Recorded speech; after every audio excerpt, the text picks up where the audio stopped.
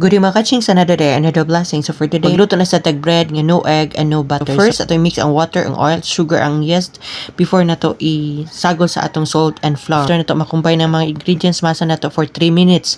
Then after na to masa, i-transfer na to sa bowl nga napahidan na to mantika para dili mo pilit ang atong dough. So cover na to ni siya for 1 hour until madubli ang size. So after 1 hour, double na ang size. So ato na siyang kwaon, then i-punch ni nato para magawas ang hangin. Masa lang tagamay, so i-divide na to into 2 kay ang isa ako iluto sa oven, ang isa kay ako iluto sa stove, no?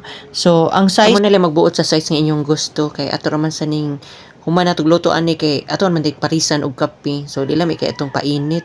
So this is it, cut na ta. So kana siyang una na kong gikat, ibutan nato na sa atong non-stick pan, and then ang isa kay ibutan nako sa baking pan kay lutoon nako sa oven. So human na to nag-form sa atong mga dough, ato na siya ibutang sa baking pan. So sa baking pan na to, ato na siya iluto sa atong oven. So ang oven is set na to for 170 degrees Celsius for 20 to 25 minutes. So i-check sa na nimo pag golden brown na pwede na, pero pag dili pa kay siya enough, so i-additional lang ninyo og minutes. And for the stove, ato lang siyang iset o medium nga heat, and then ato lang iluto siya for 8 minutes sad. So i-check nimo pag 8 minutes na i-brown na siya, ibali na sad nimo. And so before nato isalang atong dough sa atong oven og sa stove, i-rest na nato siya, i-cover nato, then i-rest nato for another 30 minutes. Usa na to isalang. So mao na ni siya ang result after 30 minutes. Ato na siyang giluto. So 8 minutes, no, akong giingon kanina 8 minutes, ibali na sad nimo for another 8 minutes. So ina na ang brown.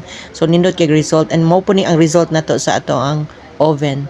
So this is for today, our buns bread, no egg and no butter. So into all mga kachings and mga suki, thank you for watching and God bless.